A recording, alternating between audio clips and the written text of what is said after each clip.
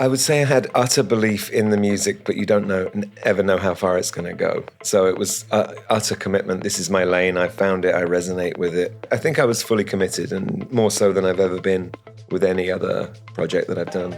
Lee Burridge bet everything on a sound almost nobody else was making and turned it into a movement the rest of dance music is still chasing. Today, what that kind of conviction actually costs. This is Elevated Frequencies. Something I've learned building in this industry. The career you want doesn't come from going viral. It comes from professional relationships. And that's exactly what Trackstack was built for. The industry keeps giving artists tools designed for casual listeners, but Trackstack was built for the professionals who invest in each other. Trackstack Pro puts you inside a network of labels, curators, and artists who are genuinely invested in each other's career, where every submission becomes a contact, and every contact is a relationship that can turn into a collaboration, a booking, or a door you didn't even know existed. And those relationships are yours to keep. No algorithm deciding who sees your work, and no platform holding your contacts hostage. Go to trackstack.app and use code ELEVATED for 50% off Pro for 3 months. That's trackstack.app, code ELEVATED. I have a fun fact that I thought about last night. Your show at Concord, I believe it was in 2021, was my first show out of the pandemic. Mm-hmm. And it was because I think I watched your Omnia Bali set, that circle set, probably like 500 times. And I was like, it was you. Yeah, it was all me. Somebody did that. It was all me. And so I was like, okay, this is my chance to take it in person. Did you notice any change or anything I mean, obviously so much changed post-COVID, but those first shows back, what was different? I think the desire for freedom is always in us, to explore, to do whatever we want, whenever we want. And having it taken away just created this momentum in people to go do everything, anything that they could possibly do. So I think the excitement level was up. Yeah. For all of us, actually, myself included. I remember the closest I could get. I managed a year, and then I really missed entertaining people.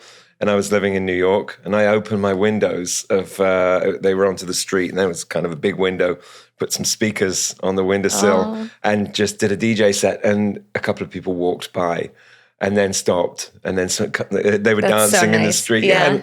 And so missing that human connection was, for me, the thing I missed.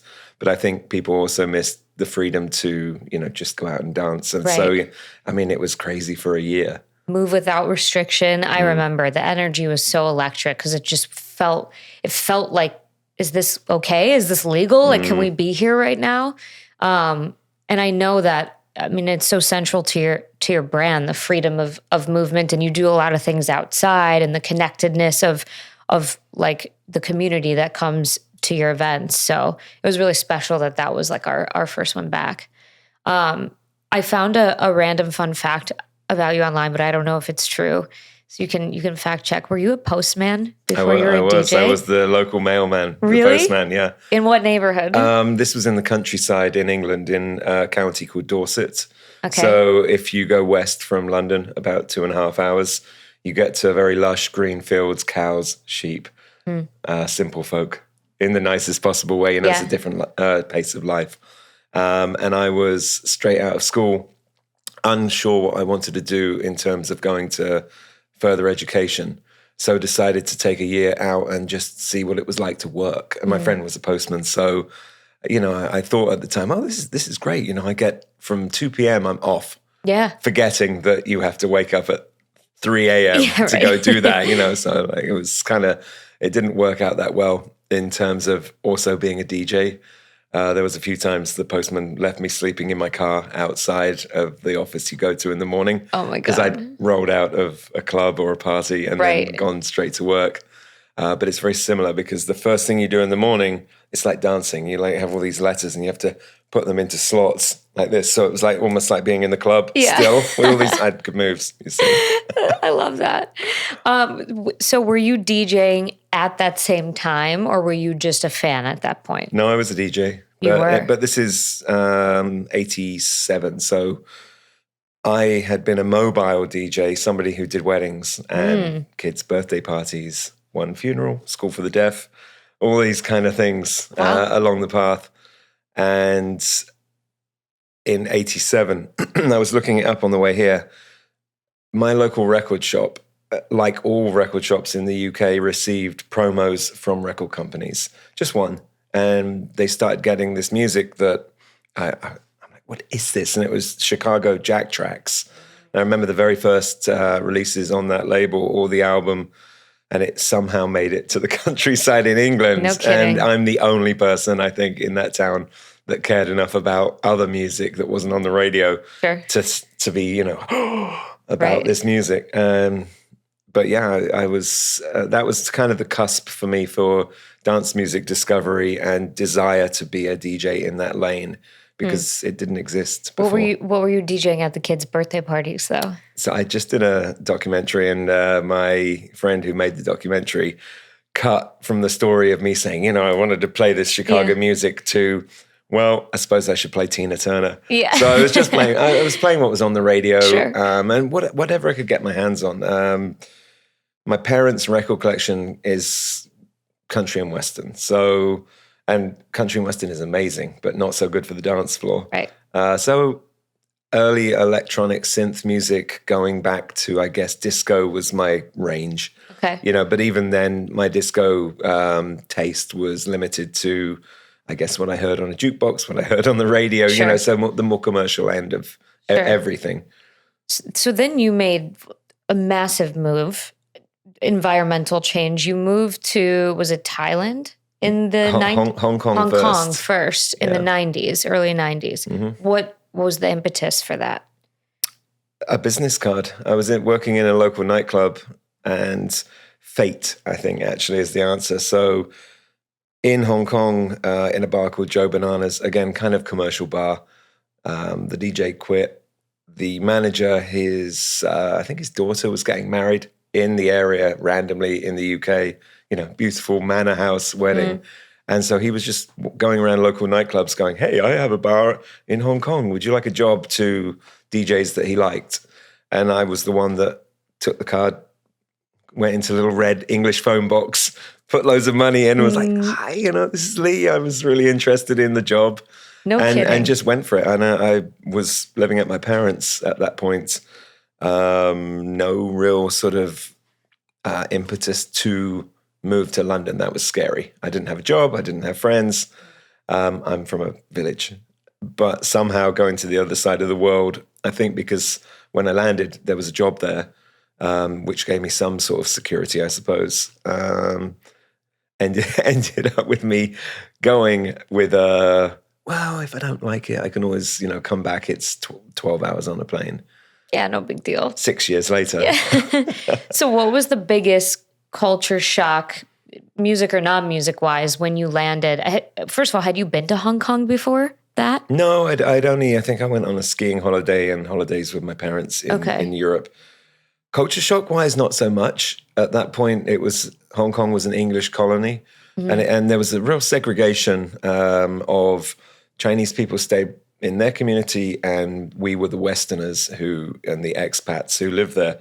And it was really strange because once I started doing events there, all we tried to do was build a bridge between the communities. And because obviously, there are great people all over the world from everywhere.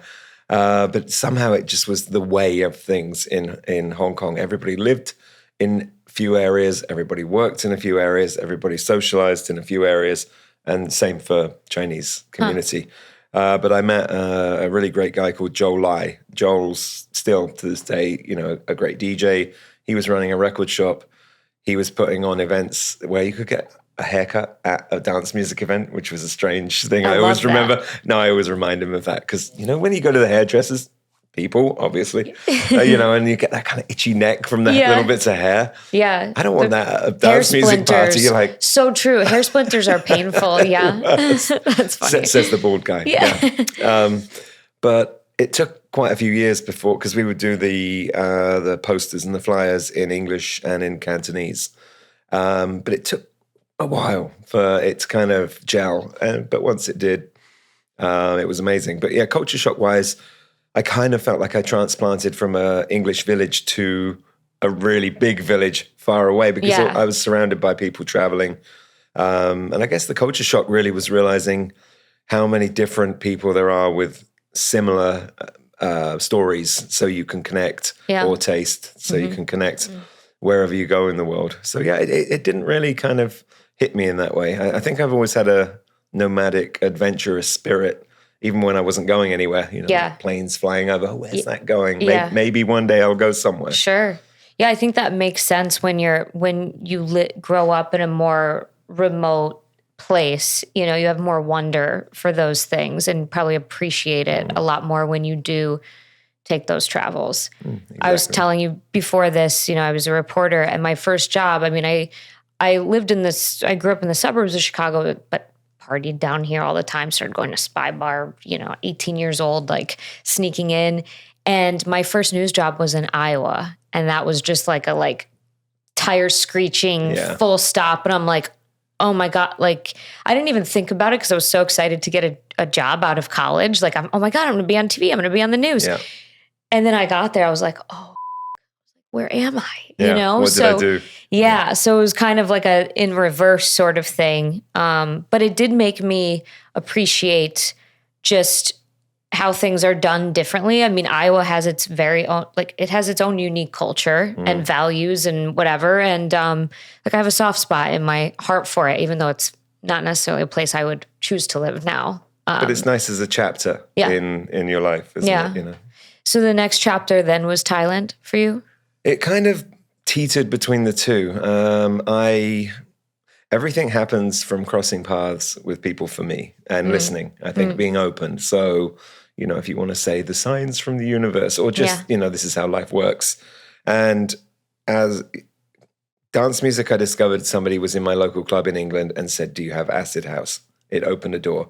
The business card to Hong Kong opened a door. And then somebody came back from the beaches of Koh Phangan in the south, which is now where it's associated with the Full Moon Party. So they told me about the Full Moon Party, but it was pretty much hippies playing drums in a drum circle and people dancing, and it was amazing. So I had never sort of experienced anything like this, and it just sounded, the guy kind of described it very well. So I went, and I was there a couple of days, and, my brain at that point was like, this would be a great place to do a party, and went back to Hong Kong, grabbed my records, and then came back and met a few people that had been experimenting with playing dance music there. So I talked about it, and it's been edited in a way that makes it sound like I was the first person, but I was one of the first people there. So I always want to give credit to, it was a guy called Backyard Dave, and amazing DJ, committed to staying down there, played so many of the events. But, we were the kind of pioneers of the Full Moon Party in the way you found it in the past. When was this? So this was 91. So, before everybody was born. Yeah. That's just 1 year before I was born. Last century. Just 1 year before I was exactly. born. Exactly. But yeah, I spent a lot of time between early 91 and 2000, just, exploring what it was like to DJ outside, actually. And these are all the roots for myself of, what came after. Yeah, which I want to get into.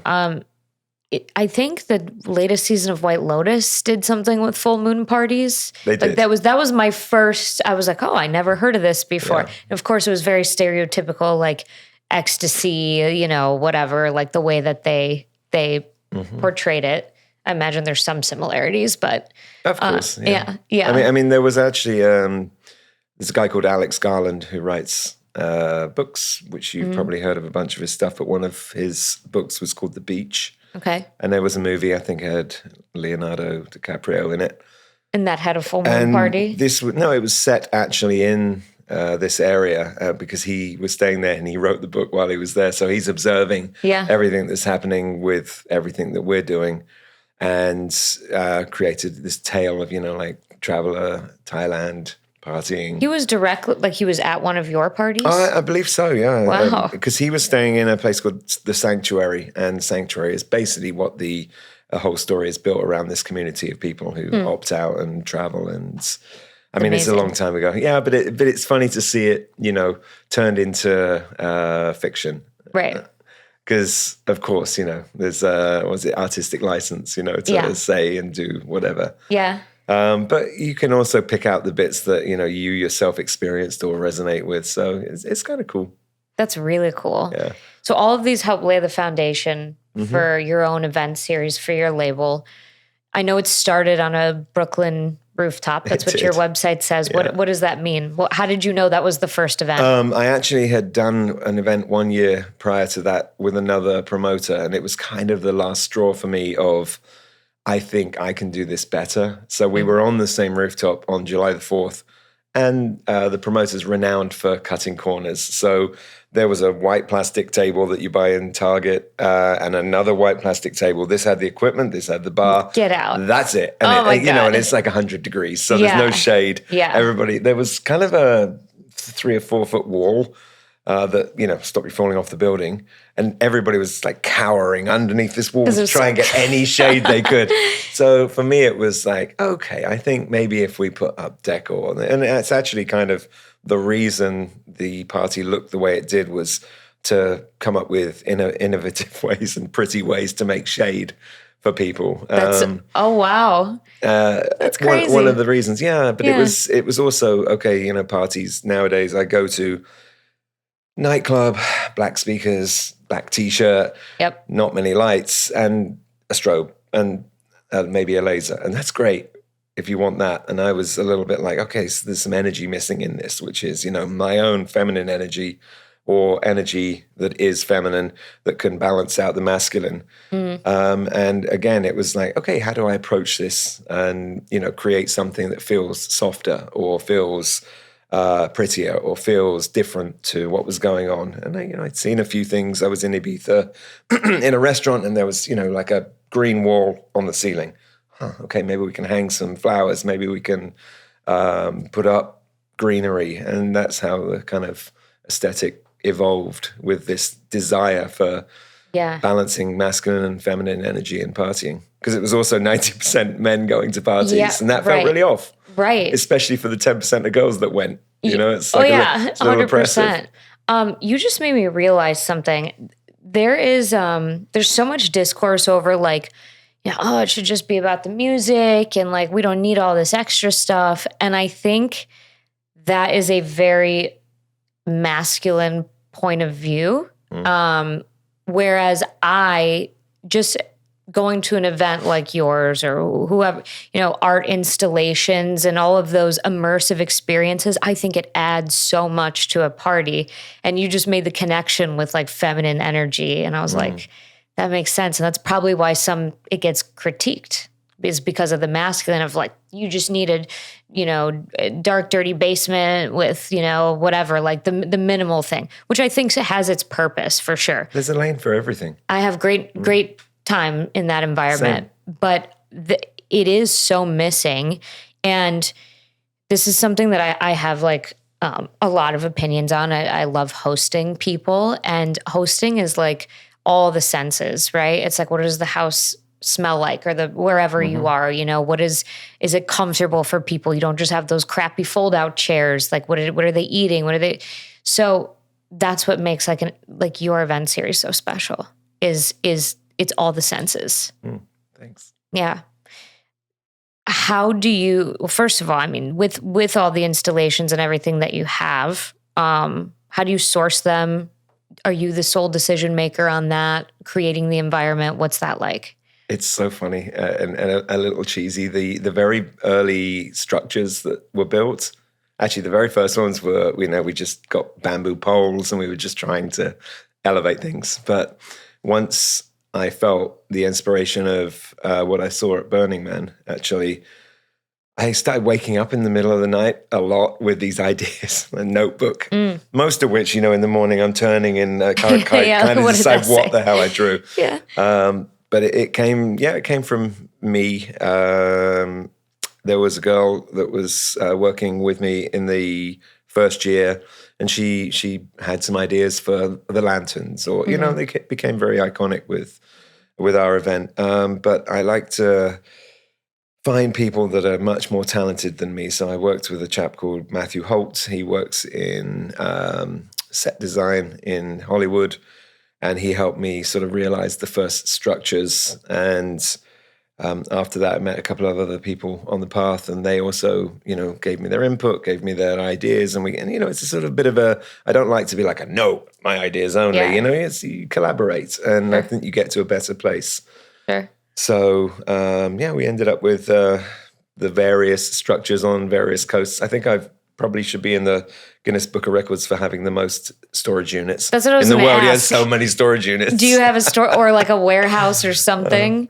That's crazy. I work with these guys, Big Art Labs in LA, and they're a kind of grassroots storage for artists of events or Burning Man, and it's nice people work on site. Yeah, that's cool, and it's a bit more generic on the East Coast. Yeah, outside of New York, but I feel sorry for my team that had to like schlep in and out all the time with all this stuff. That's humbling. Yeah, it is. I mean, the very early days, of course, I want to, I'm not like Princess. I turn up and, I'm carrying speakers upstairs and I wanted to help and I got like pushed back. No, we have got this, you know, so I'll sweep up at the end or something, sometimes. Yeah. It keeps you connected, No, it does. But it's like, it's also connected to the team who work really hard for me. Sure, you get paid, but there's a little love in there, I think, of love of dance music or the event or the community. Right. So, I like to be connected to my they're my friends, rather than my employees. Yeah, I love that. Did you know, I know that you said you realized you could probably do a better job than the promoter that you were partnering with, but did you know that this is what it was going to be? Did you have that vision early on? I would say I had utter belief in the music, but you don't ever know how far it's going to go. So it was utter commitment. This is my lane. I found it. I resonate with it. The event is, I think, a good idea. There was no anything like that at the time. It's a kind of little like glow of pride to see how many other events started kind of emulating or being inspired by the aesthetic, and making more effort, because what you were saying about, a basement club, that will always exist and it's great. But, and saying it should only be about the music, sure, for you and in that club and with this music. But of course, not everybody wants the same as everybody. So, I think it's like really lovely that like we've kind of had that knock-on effect and a whole industry or a whole genre kind of opened up and splintered off and did other things as well. Yeah. But at the time, I thought that doing one and then coming back a year later was not going to have the same impact. So I really wanted people to kind of get used to the idea that this was a new sound. And I did a monthly party 4 times between June and September, and seeing the rise in popularity without doing like any advertising on social media. We just did word of mouth for 3 years.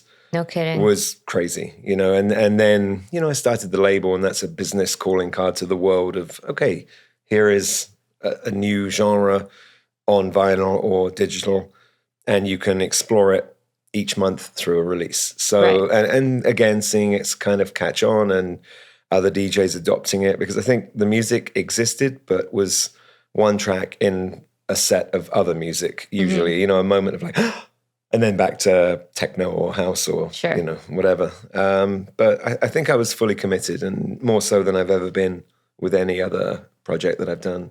Yeah. Also, I think there's something to be said about you doing a monthly party from the jump and building that momentum early on is so key. I have a marketing agency and I do some events, and I talk to people like, well, we're thinking about doing something quarterly. And I'm like, do you want this to be your full-time thing? Do you want to make this big? And if they say, yeah, I'm like, then that's probably not enough, because you have to like, and I've gotten stuck in that situation before where it's like, well, if you're not going to do an event all of the time, how do you stay top of mind? And there's other ways to do it. But I think in the early days, it's really important. Now, you don't want to like spread yourself so thin that the events end up being not great. But I think that that's something that's like an kind of an underrated strategy, is kind of pushing yourself to stay top of mind a little bit more. Yeah, it's just you're building your business, with regularity, and there's so much distraction or other people jumping in onto your momentum or into the same lane these days if you don't. So yeah, it worked out. How do you find, I'm so interested for people who have been doing, and this applies to the artist journey as well, but for events, the evolution aspects. You have your day ones. People have been, coming to your events. They're loyal. And you have people just discovering you, even now. How do you approach keeping the core elements of what makes you and your event series like true to you versus evolving with the times? Like, how does that conversation go in your head? I think it goes back further than the beginning of All Day a Dream. So I would say that there have always been threads of something within the music that I've played. And I've played all sorts of genres, some of which still, are going, some of which ended, some of which are maybe on hiatus. You never know because it's sort of cyclical. So to maintain a similar kind of vibe and not just think, oh my God, Afro House is so popular, we should do that now.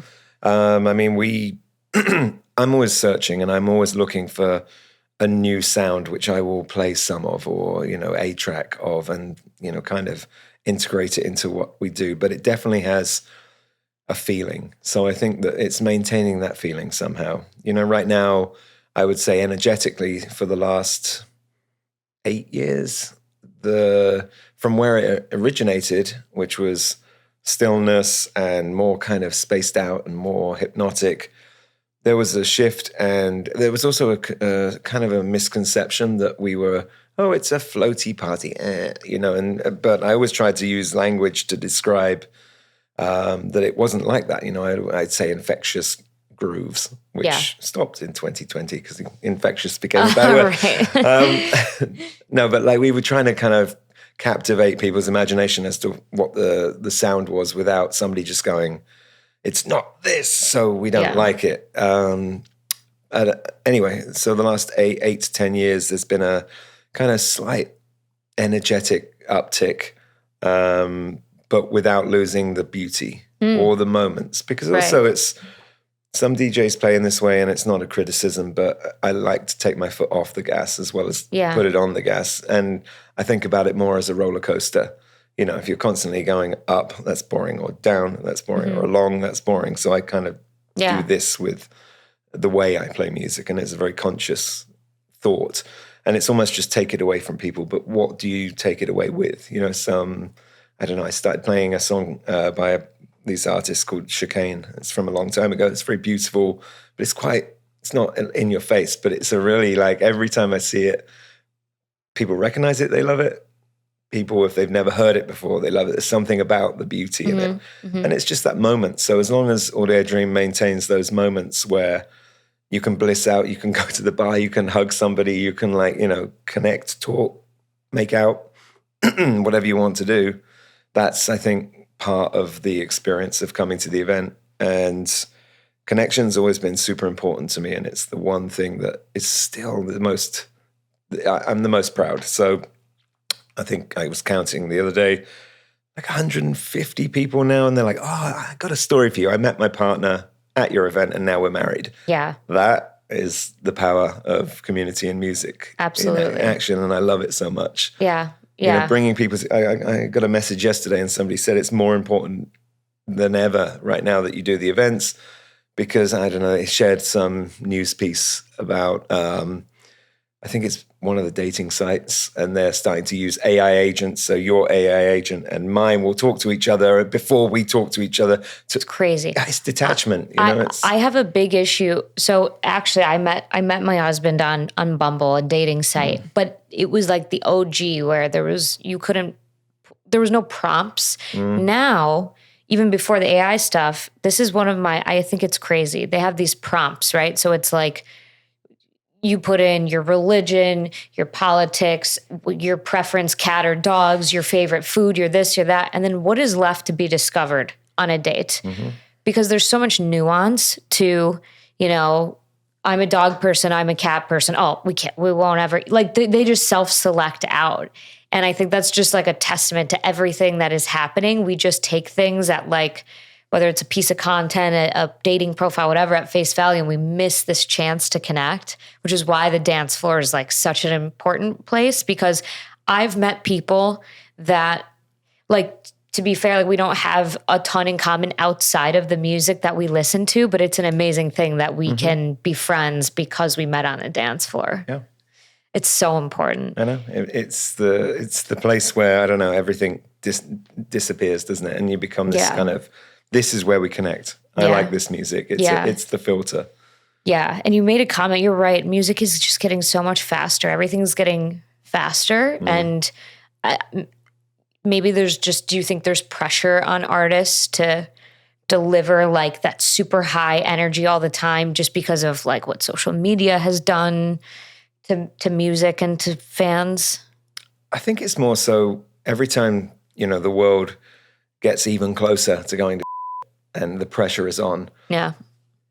The escapism is maybe there's a little more anger and a lot less love. Yeah. And this to, more aggressive music feels better than la-di-da to some people. And but I think that weird pressure, where's it coming from? It's just this self-perpetuating thing that starts building up steam and everything has to get faster because of what, and then people are afraid to play slower or gentler or more beautiful, but it's okay.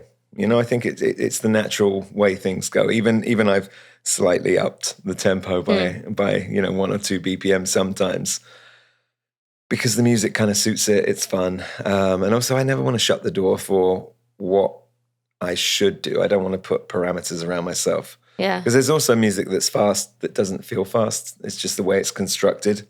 If I speed up what we were playing and it's super busy with shakers and then it's too much. But there's some more stripped back music that doesn't feel like that, but it bumps along. So I'm gonna keep my elements and I'm gonna keep my place for people to come and meet at the events. Because it was always one of the main reasons to do it in the first place, create a community around music. Absolutely. I think I said this the other day, the line between genres is so blurred now. What I thought I knew, like I thought I had a grip on what was what, and now it just all seems reversed. Like I was listening to an indie dance playlist the other day. I'm like, wait, this is indie dance? I was so confused. But I also think simultaneously, like Gen Z, they don't care about genres as much. They're very focused on the mood and the vibe. And so I think somehow that's kind of gone like in parallel to each other. It's an annoying thing for me trying to like when I'm like categorizing things business wise and figuring things out. But I think it's a good thing that we don't have like such strict boundaries anymore on the genres. Agreed. I mean, this is it. Is it good? Is it bad? I mean, I think that's as much as my taste wants to, choose. I mean, obviously, to find music is. I was going to ask that. This is where the genre part comes in. Yeah. But I found that, especially owning a label, so Beatport is an online electronic music download site, mostly used by DJs, including myself. Where do they categorize you?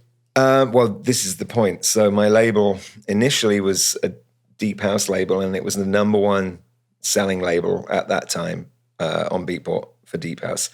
So they kicked us out, and we couldn't quite understand. But I think they were trying to create a new genre, because I guess this is successful, but whoever works for Beatport had an idea of what deep house was, and we were no longer it. Okay, so we got shoved over to melodic house and techno, which I don't know why they joined those two things together, because to me, house and techno are different genres, but it was under the same umbrella.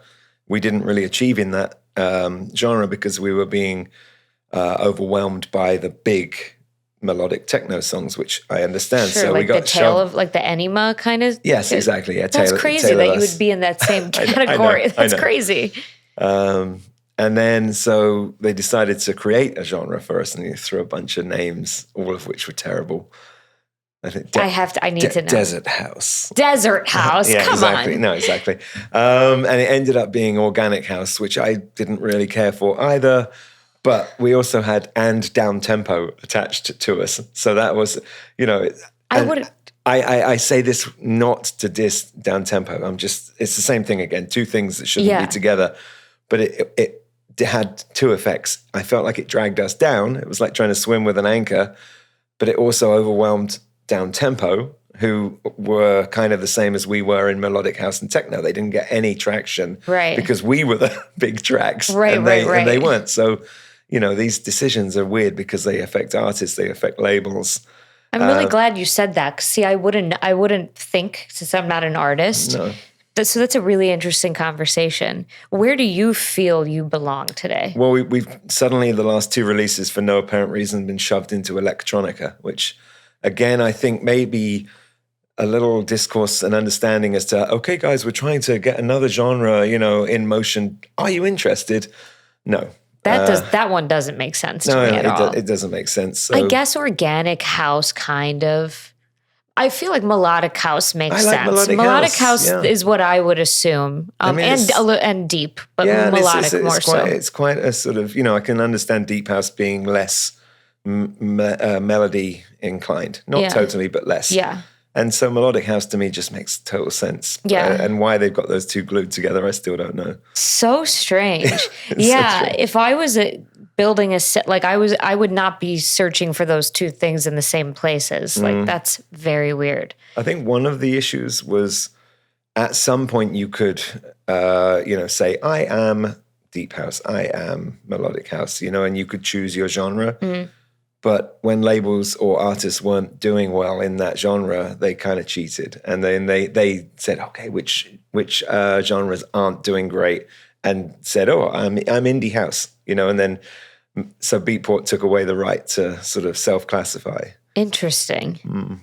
I mean, they have their reasons, it's their business. So yeah, but it is, I feel bad for my artists that they make great music and they expect some results, some visibility in the charts. And then out of our control, we get shoved over to a completely different place. Does not do well for them. Right, because it's a designation. It's something you get to put on your resume too for those artists. They get to say, Beatport, whatever, wherever they're charting. And then on the flip side of that, like if you're number one in a category that's like just BS because they just made it up, that's also kind of lame too. Yeah. So, that's really interesting. I never thought about that. I mean, it's the details, isn't it? For us as label owners or artists or, just trying to kind of help. I mean, I like helping artists and give them a little, they're all talented. Just give them that little nudge into the spotlight. Sure. And then it's on them, guys. Yeah. What is your A&R strategy? And do you have someone on the label helping you with that, or is it all you? I have Philip, who works for me. He does the day-to-day stuff, so the contracting, but A&R and everything is basically my taste. And I always work with the artists, and I know some labels just say, okay, give us 4 tracks and we will release them. But I like to curate a little bit. And it's not really from the thought of this one will be successful. It's more so, okay, this rounds out the EP very nicely, or I think these are the strongest of the tracks. So, I mean, of course, I'll talk to the artists and I try not to be a controlling label owner. Nobody is bound to me and nobody else, but people tend to be more loyal when it is that way. The label has established itself. It has, nice lineage. It's got a good back catalogue. I think a lot of the artists on the label loved the label before, it was an aspiration. There's a few labels that people really like to have something on. And luckily, I've sort of created a label that does that for people. So it's taste, I guess, How many releases are you doing a year about? 12 to 14, just to give some breathing room. To the artists, so they're not superseded a week later by the next new one. Right. Although this summer I actually made some music earlier in the year, and I'm gonna try a new strategy of it's one EP, but I'm gonna try to do the single track release in between certain other releases, mainly because we were talking about the success of single track releases at the moment. Mm-hmm.